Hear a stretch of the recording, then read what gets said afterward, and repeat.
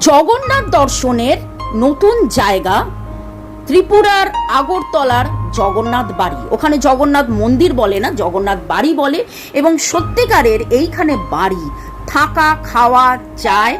আপনারা কিভাবে যাবেন তার ডিটেলস এখানে দিয়ে দিচ্ছি। ওখানে আপনারা কিভাবে বুকিং করবেন, থাকবেন এবং মন্দির চত্বরে থেকে জগন্নাথ দর্শন করবেন, পুজো করবেন, কি যে ভালো লাগবে সে বলে বোঝাতে পারবো না। আমি তো ঘুরে এসেছি এবং আবার যাব, আবার ঘুরবো। সাথে থাকছে মাতাবাড়ি, ত্রিপুরা সুন্দরী, পাশেই পার্ক, আরও অনেকগুলো জায়গা ঘুরে দেখা যাবে।